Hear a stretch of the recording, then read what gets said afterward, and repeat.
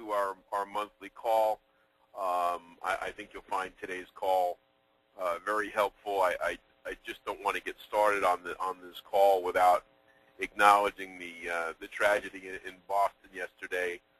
I come from New York, and I remember how the country rallied around what happened on 9/11, and it would be remiss of me if I didn't share thoughts and prayers to the people in Boston who are going through whatever it is that took place, and I'm sure the investigation will help come to some sort of a conclusion as to what happened there. But no matter how you look at it, our brothers and sisters in the Boston area, and for those who are affected and have family there, I didn't want to start this call with at least acknowledging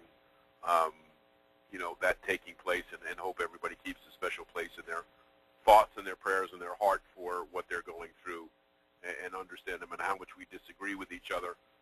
We are still a country of American people, regardless of where we live, and we have to support each other, especially in times where other people would like to challenge us on our right to live the way we want. So I just wanted to put that out there, not get overly political, but I certainly wanted to acknowledge it.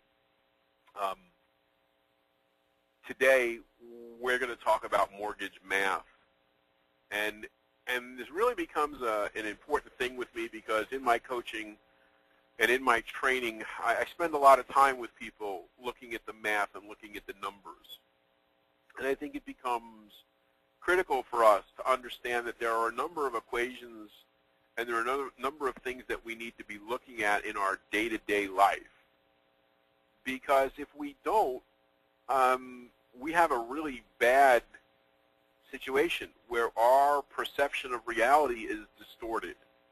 And one of the things that I try to tell people is the only people in this world that have a worse sense of mathematical prowess in their lives than mortgage people are realtors.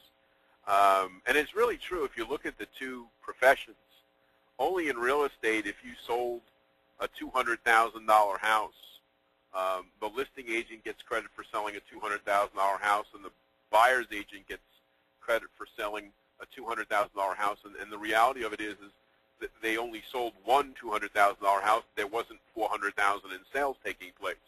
And so that's pretty amazing, because if you just total up all the work a realtor ever does in their dollar amount, you'd realize that they account for twice as many dollars in transactions than we do on the mortgage side.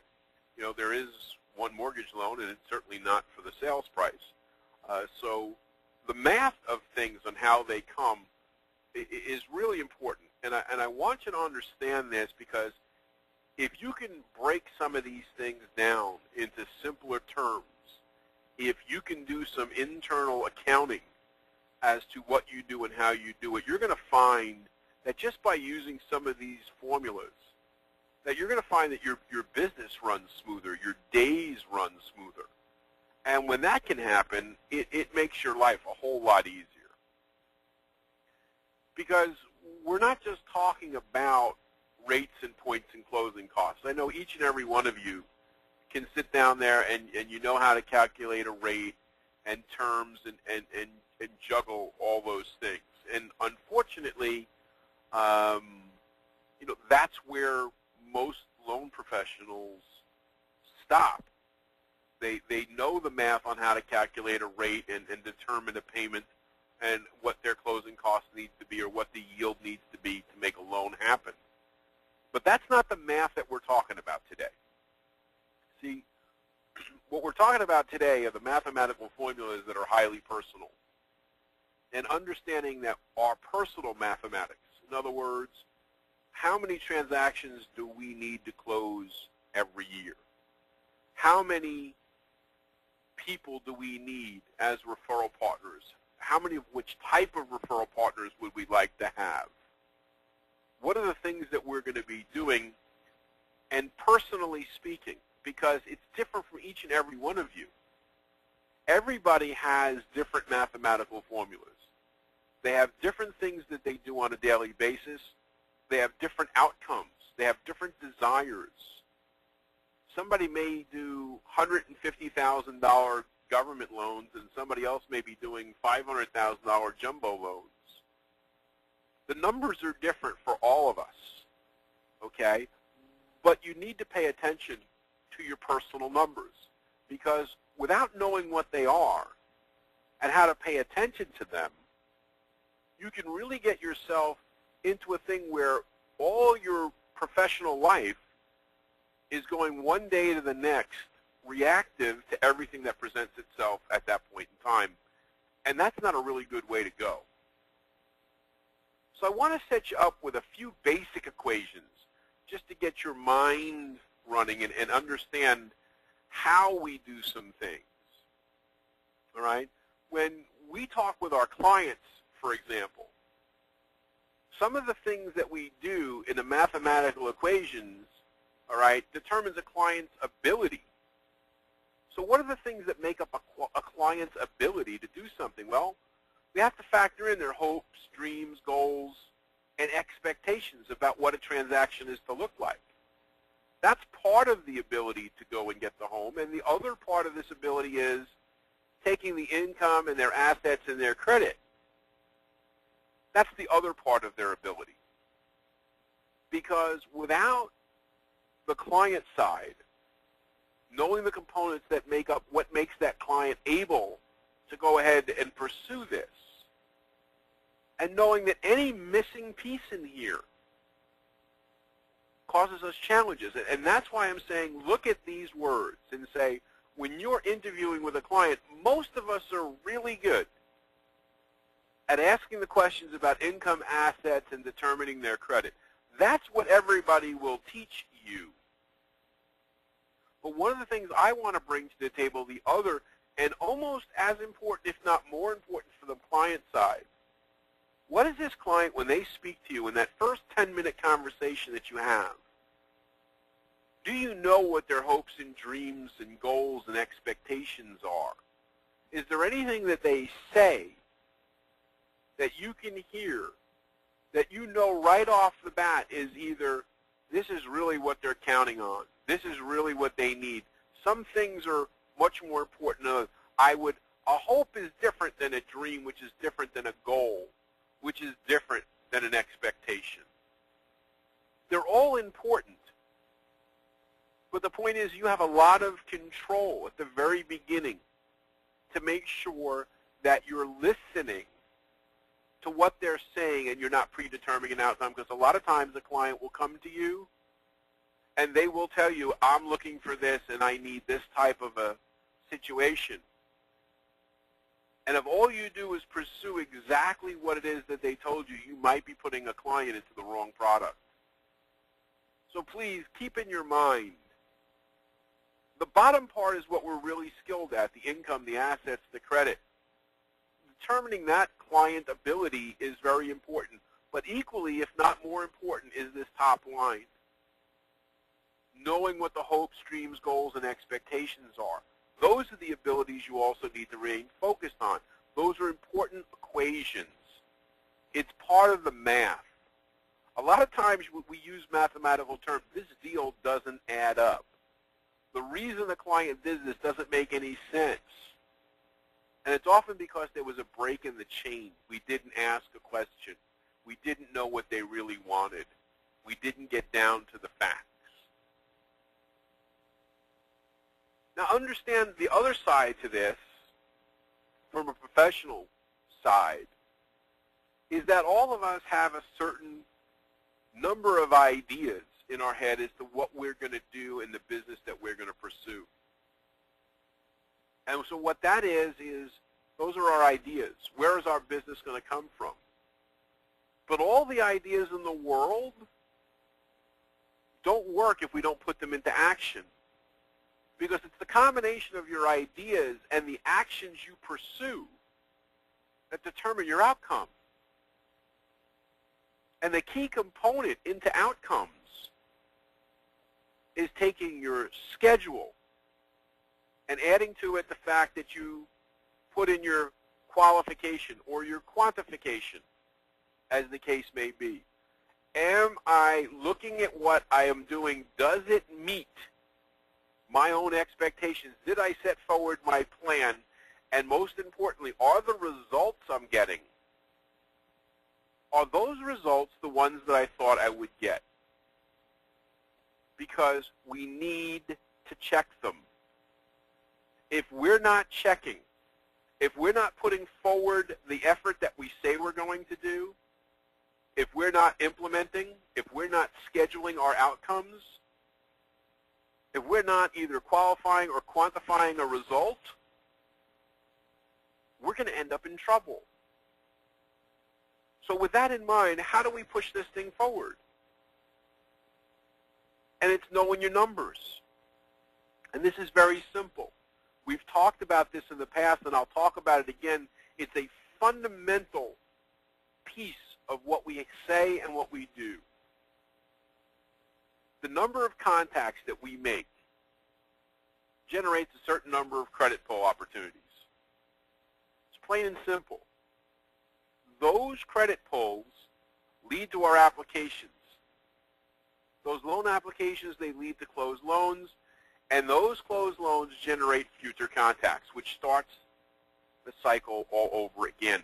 And if we're not making those connections, if we're not tracking those numbers, and they're different again for every one of you, because I set certain standards for my people that I use as a criteria, which starts out by saying, I don't know how many people you need to speak to in a day.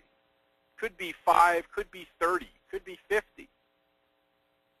The result needs to be, how many credit pulls did I make?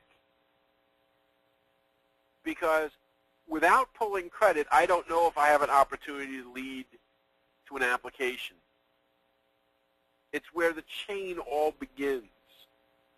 I contact people, I say what I say, which gives me an opportunity to pull credit. What does that credit tell me?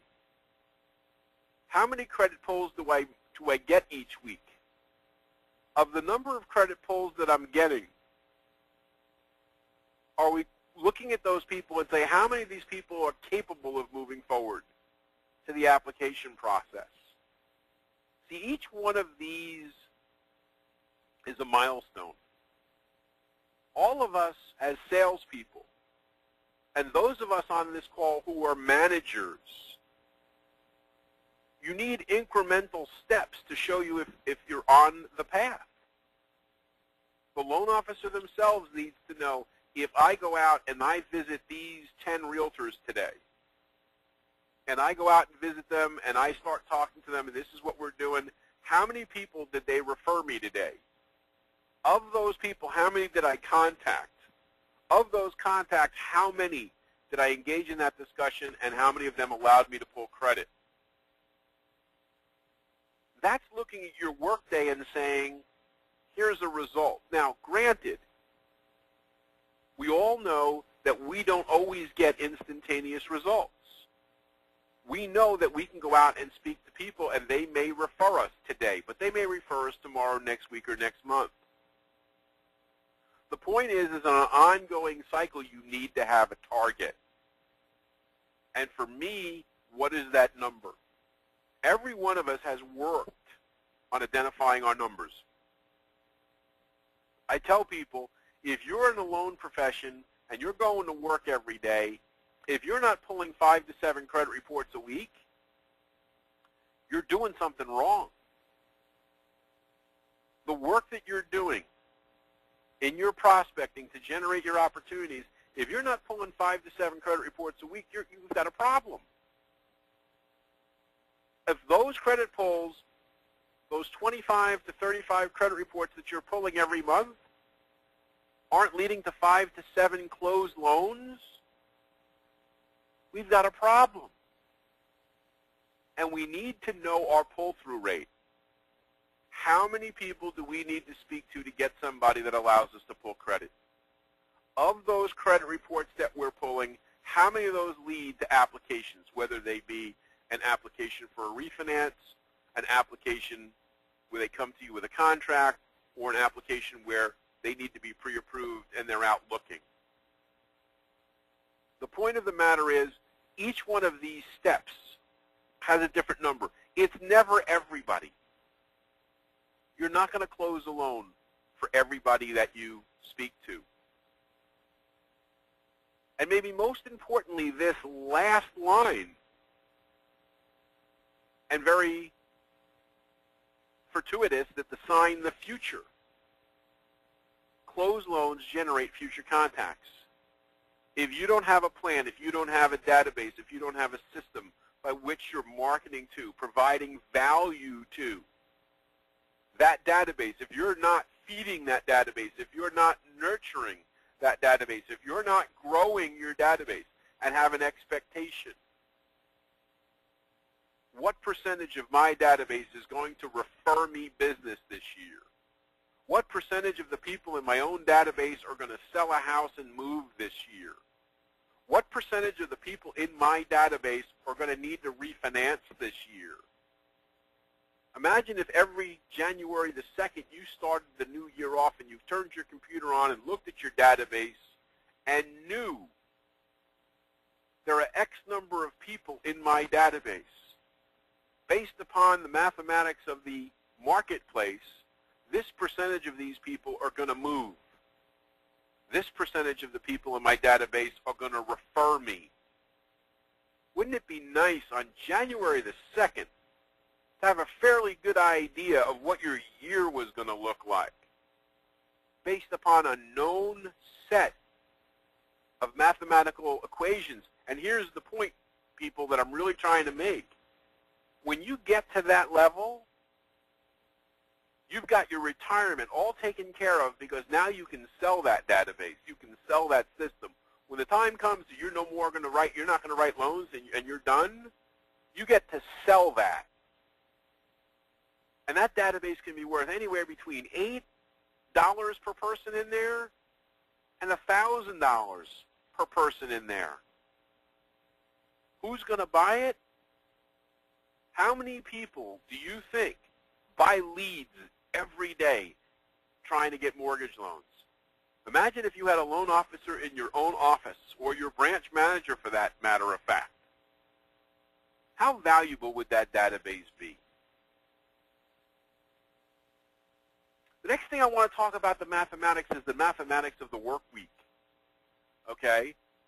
And this slide actually should say work month, because if the way I came with 172 hours is the fact that there are 40 hours in a standard work week, and there's 4.3 weeks in a month. So this slide should be captioned 172 hours in every work month. And what I want to ask you to do is, how do you spend that time? That 172 hours, how do you spend that time? So the first thing that we know in our 172 hours is it takes 5 hours to do a loan. Now, I don't know how long it takes you to do a loan, but from start to finish, if we sat down and looked at the physical tasks, from the time that that client calls in, you have that initial consultation, you make the determination that you can move forward, you collect the data that you need to collect in order to move forward, and take them through the entire process, right up until and including attending the closing, there are 5 hours or less worth of work for a loan originator to do to close a loan. 5 hours. Now, it takes a lot of loan officers a lot longer than that, because they're involved a lot more than that. But I will tell you, they don't need to be. Sometimes we are involved with a loan longer than necessary because, to be honest with you, there's nothing else for us to be doing. There's no other requirements on our time. I can take 2 hours to do a 1-hour job because I've got nothing else in my schedule that's forcing me to get better. I tell this to my clients on a daily basis. Yes, you can go out there, the loan officer who closes 3 loans a month, got all the time in the world to do a loan. The person who's closing 15 or 20 or 30, not so much. They have to develop skills. But if you're not aware that there's this 172 hours, and if you're not aware of how long it's supposed to take you, how long it should take you, and I'm not, I'm not making this up. I sit down with loan officers. If you do this, and in fact, all of you should, the next time a brand new customer calls, get a stopwatch or look at your clock and track how long each step of the process takes you. See how long it really takes you, the amount of work that you're really engaged in doing a loan. And understand, imagine if you had a target that said, once 5 hours came up, for every minute or 2 minutes or every hour, even better, for every hour that you spent on that loan, after the 5 hours, you had to give up 20% of the commission. I guarantee you, you'd learn how to do loans in 5 hours. I guarantee you would, because it's very doable. Now, the other side of this coin is, how long does it take you to find a loan? Well, if you're doing 10 loans a month, it takes you 12 hours to find one. Why? Because we already said it takes you 5 hours to do the loan. 10 loans a month, 12 hours plus 5 is 17, which would be 170 hours. Here's the crazy part. If you're only doing 5 loans a month, which by most standards is above average, the average loan officer in this country does right around 3 loans a month. I set a minimal expectation to my people of doing 5 to 7. If you start thinking about, if you do 5 loans a month, it's taking you 3 work days, 3 entire work days, 3 days of going out and going to work to find one opportunity. Can you imagine that? 3 days. Heck, I could dress you up in a chicken costume and stand you on the street corner ringing a bell. Put a big MC on the chest that says mortgage chicken and get you holding a sign. Don't lay an egg on your next deal. Use the mortgage chicken. I know it sounds funny, but the reality is if you stood there holding the sign on a busy intersection ringing that bell, it wouldn't take you 3 days to find a loan. I guarantee you you'd find a loan a lot faster than that. But the point is, if we don't break these things down and create an expectation up front, or at least know how long these things take, then we're in big trouble, because we just allow the work to fill an open amount of time, because nobody creates that expectation for us. Nobody tells us if we're doing our job correctly, it takes 5 hours or less for us to do a loan. If we're doing our job correctly, it takes 5 to 10 hours to manage our day and find another loan. Imagine that. Now, if each of you even went so far as just to cut everything else out and say, how many hours a week or a month do I actually spend prospecting?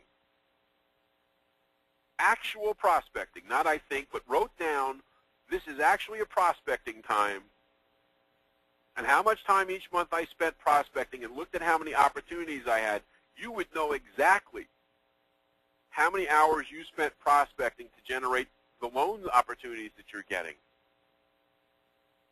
If you want to improve your business, all you'd have to do is increase that time. The mathematical formulas on this are highly critical, because you can't possibly do more work if you don't create the time in which it's going to get done. It's highly critical that you start understanding your processes and the time it takes to get things done. Understand the math behind being successful. You got to know your goals and track your results. We talk about this in private coaching all the time. We talk about the process. How many loans will I do? Where are they going to come from? Well, That's an important thing. We talk about in the referral triangle.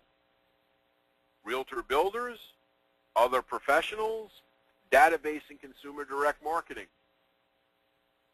Do we have laid out in front of us, if I am planning on doing 100 loans a year, where are those loans going to come from? Maybe I'm going to do 60 loans in a year. Let's make it simple. We're going to do 60 loans a year. That's 5 loans a month. Where are they coming from? Am I getting 2 from realtors? Am I getting 2 from my database? Am I getting 1 from my other professionals? Where are they going to come from? Who are the people? And since I don't close every loan that I start, since I don't close every person that I speak to, since I don't close every opportunity that I'm given, what does the math tell me I'm going to need? You can't just hope that the math takes care of itself. You have to know what you're trying to do. The numbers may not work out. We may have to reassess. We may have to change some of the things that we're doing. But you have to have a thought process by how many loans that you're going to do and where they're going to come from, or else you're just leaving it up to the whim of the world if you're on track. And that's never going to be helpful. Because here, we're already now in April. The first quarter of 2013, believe it or not, has come and gone. The entire first quarter of the year. The entire first quarter has come and gone. Some, if not all of us, have business plans that told us exactly how many loans that we were planning on doing. Now, we've concluded the first quarter. And one of the things that we should be looking at is, are we on track? Now, I don't mean to tell you that if you projected to do 100 loans this year, that you should have 25 loans closed in the first quarter, because you and I both know that's not how business runs. It's not an even pace. Those of you who have been with me a while know that every year we go through great pains to measure what did we close each month. And for those of you who haven't lived through this, I'm going to share this piece with you now. Take a look back at 2012. Look at each month, month by month, and look at what number of loans you closed in that month. And then divide them by the total number of units you closed for the year. What that'll do is it'll tell you what percentage of your business you've closed in each one of those months. So let's just say you closed 100 units, you closed 50 units last year, and you closed 3 in January. Well, what does that tell me? 6% of my business closed in January. Now, maybe my goal is now 75 or 100 units. Well, if my goal was 75 units this year, right, and I closed 6% of my units in January, then I need to have closed about 5 units in January to be on track. So maybe January, February, March, if I take the first quarter and I look back and I say, hey, in the first quarter of the year, I closed 18% of my total business for the year in the first quarter. I don't know what the number is for you. I'm just bringing numbers out and saying, okay, I'm going to close 75 units this year. That's my goal. And I know that traditionally I close 18 units. 18% of my business in the first quarter, then I know that I need to be closing about 14 loans. If I closed 14 loans, I'm ahead of schedule.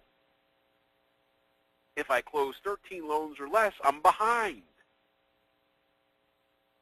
That information is very helpful because you know where you are. You can track it month by month. it's not a surprise at the end of the year when you didn't reach your goal, because you've been following that path. You have either been ahead, on, or behind schedule. So there needs to be a place where you often track your numbers. And so my point is you have to be there and say, what is my mechanism?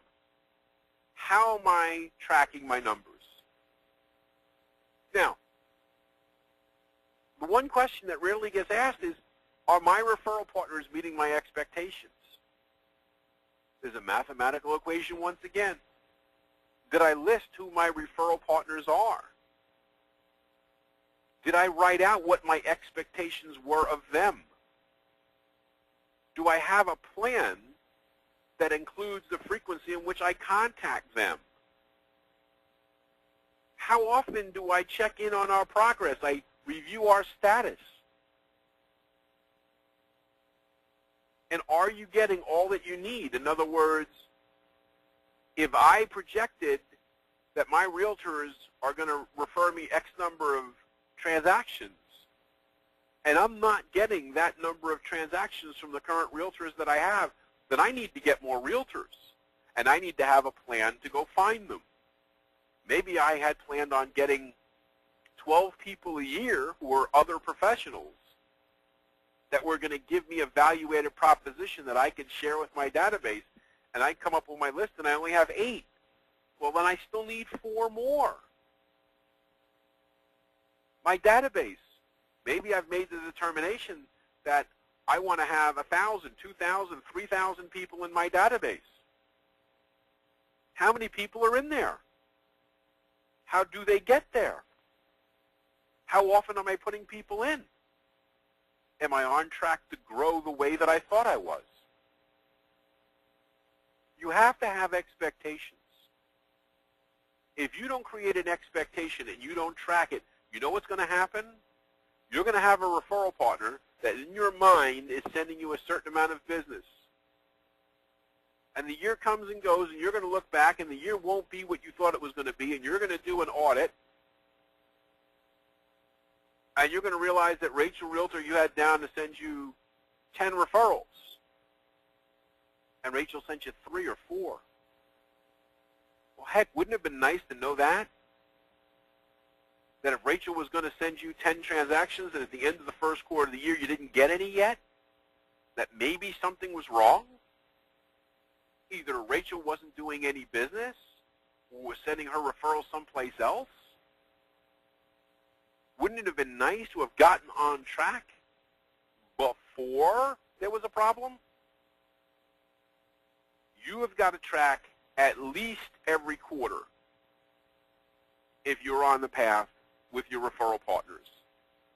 I have some people that create an expectation, they track every month.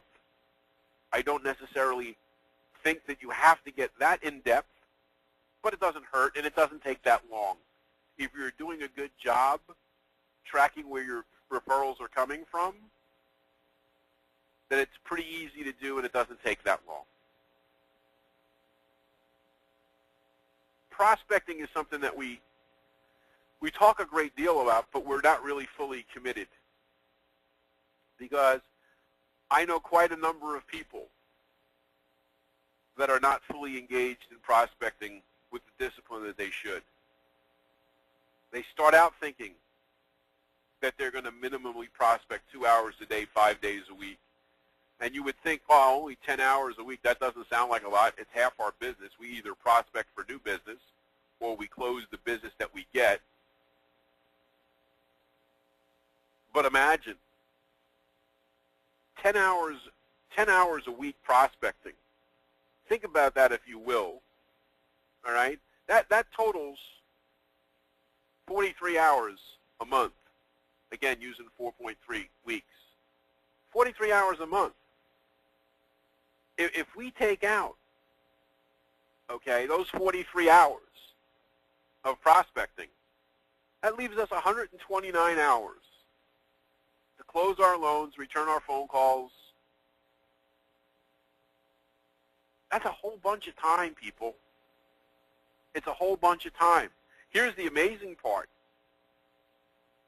If we were, again, with those 129 hours, if we were closing 10 loans a month, and we know it takes 5 hours, between 10 hours a week prospecting and between 5 hours alone to close it, we would still have 79 hours unaccounted for.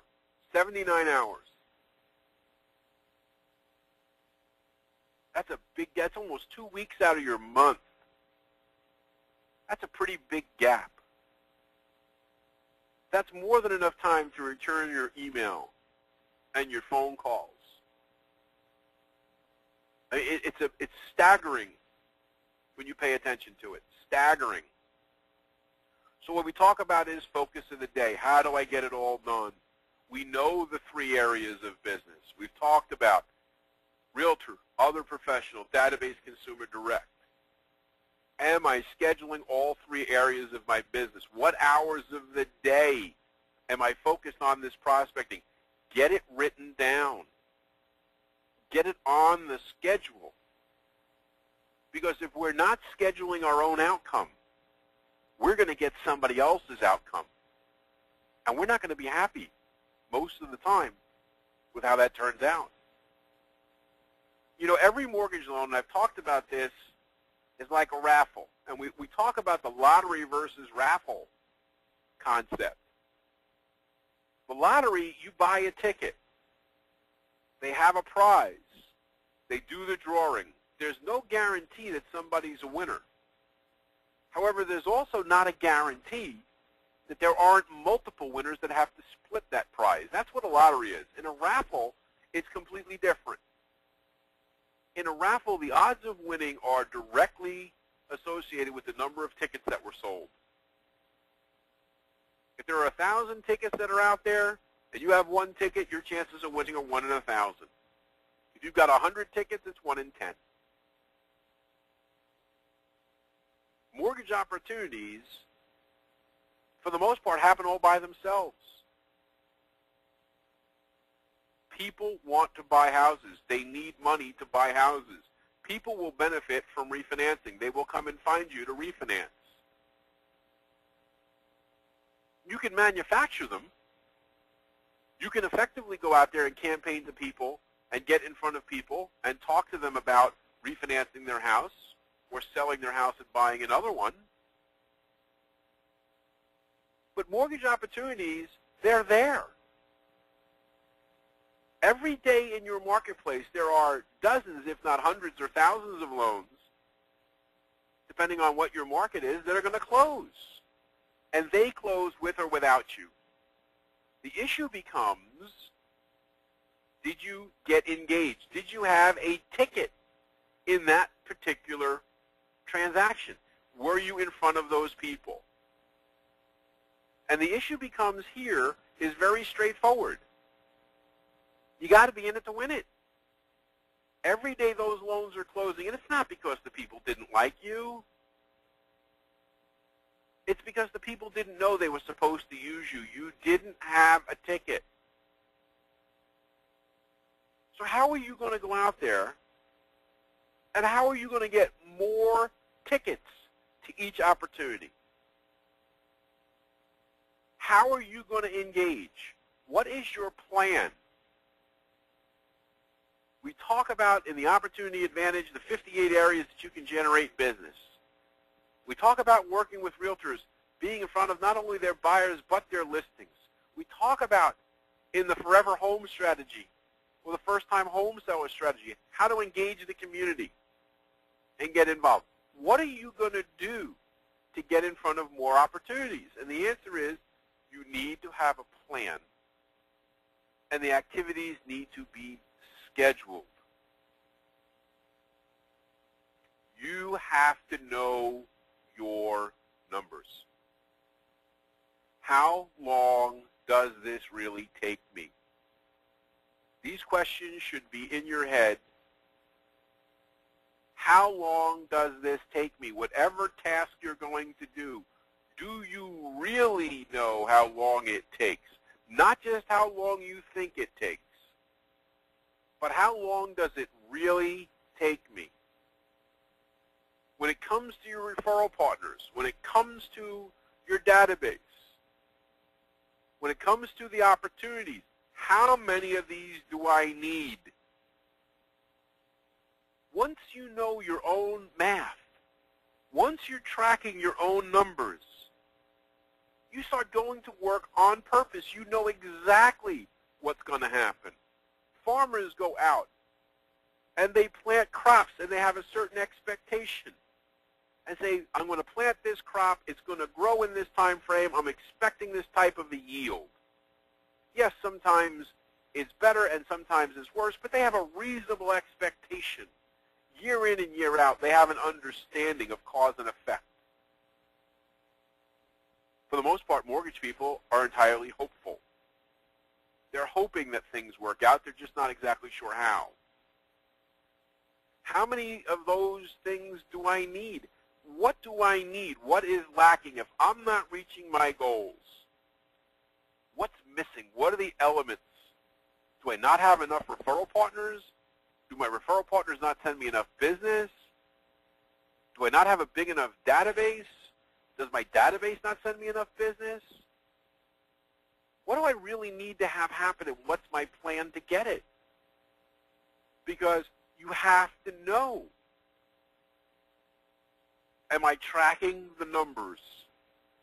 All the way from suspect to closed loan. We've talked about the stages of a transaction, suspect to prospect to applicant to closed client. Back to prospect again. Do you know how many suspects do you need to generate? Do you know how many prospects there needs to be every month? How many applications do you need to generate so that you close the number of loans? We've talked about this in the past, about backing out the numbers and knowing each day what I'm supposed to be doing, what you're supposed to be doing to reach the goal.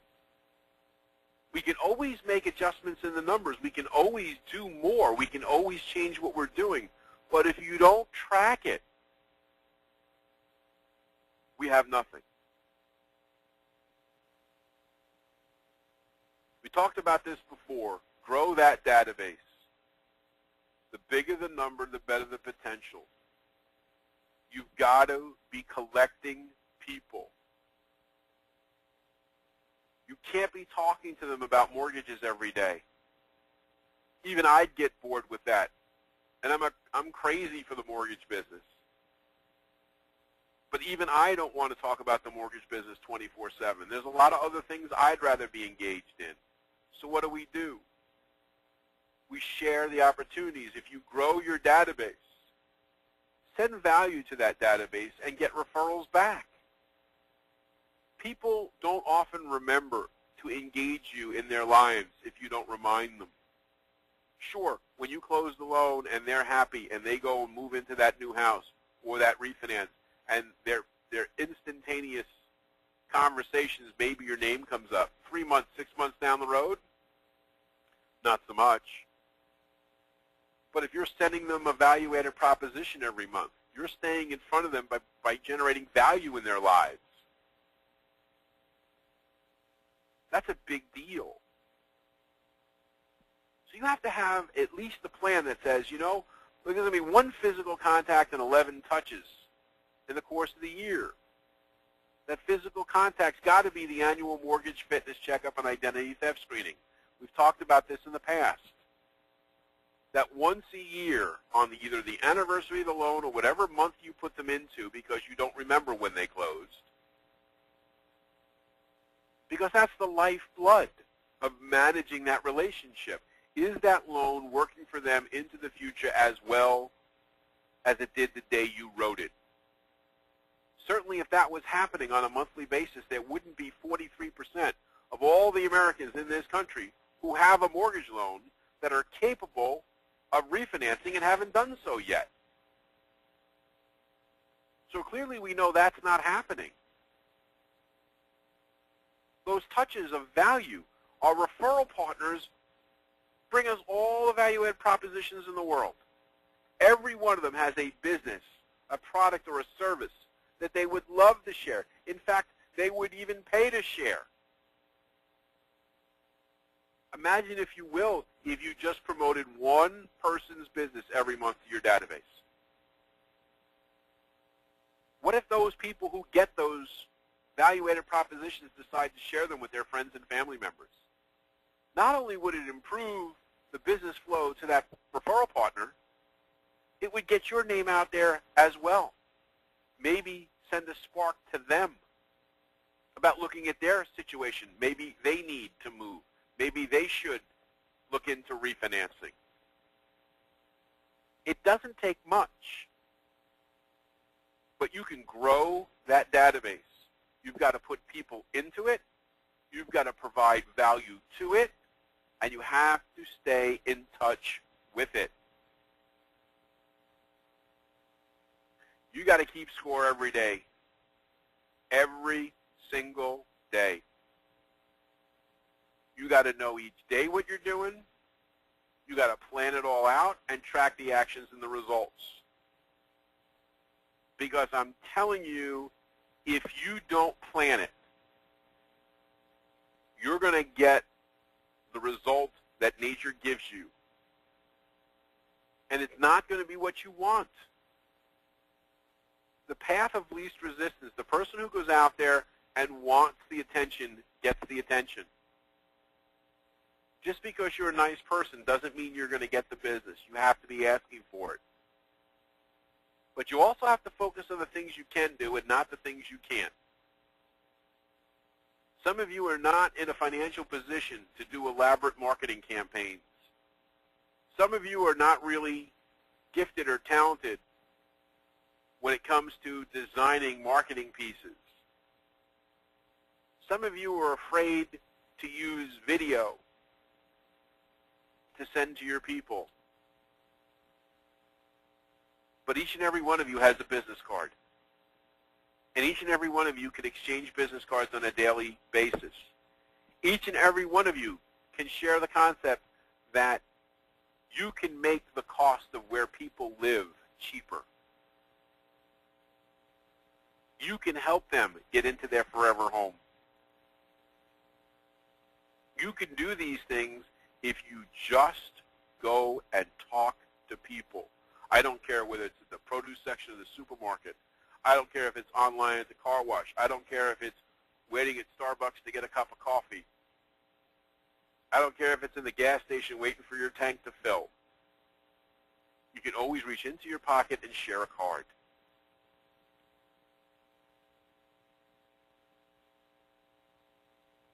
You know, when you're not tracking your results, when you're not following a plan, if you're not executing, if you're not knowing your math, it's sort of like trying to drive your car looking in the rearview mirror.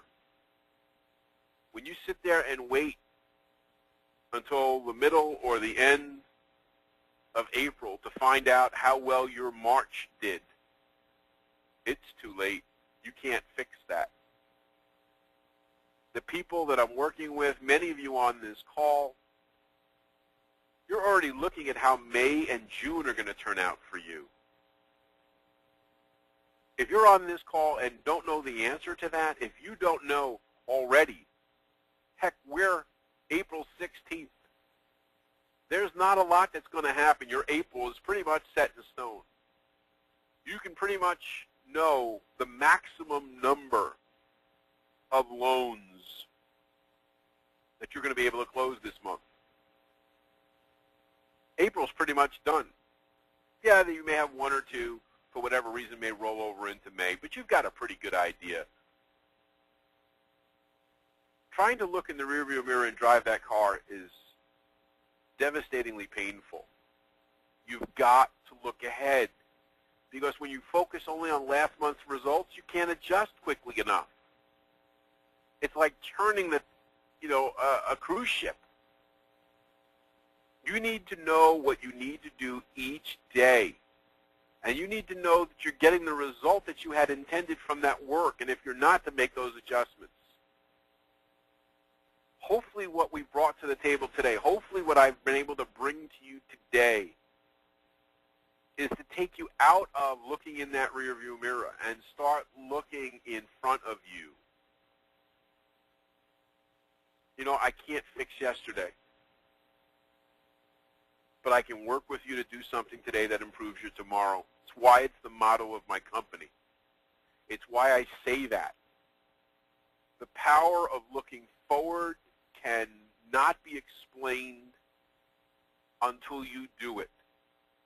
And when you start executing and you start living a predictable path to the result and to the life that you have scheduled on purpose, you're not going to believe that it even exists. I say this to people, and they have the same glazed look on their face. I have loan officers who I have tried to work with, and they refuse to lift their head up and look forward. They're always looking behind them to see what's gaining on them. They're never looking forward to seeing what's in front of them. Clearly, you know I can't help everybody. But I will tell you that looking with the people that I do work with who are highly successful, it's not by accident. It's not by accident, not in the mortgage business. You can have an accidentally good month. You might even have an accidentally good year. But the people who do this year in and year out do not do it by accident. Some of them do things differently. But many of them know their numbers. They look in front of them. They plan ahead. They execute a plan because they don't have time to be 100% reactionary. I beg all of you to pay serious consideration to what your numbers are, and to pay attention to the math, not only for yourselves, but for your clients, your customers, your referral partners. The math will get you to where you need to go. The math will take you not only where you want to go, it'll take you far beyond that. I want to thank you for your time today. This is a really important piece, and I hope you got a lot out of it. The next call is going to be on May the 14th. As always, this session will be recorded. It will be put on the website. It will be available for playback. If you have any questions or comments, please just let us know. I thank you for your time and your patience, and have yourselves a great day.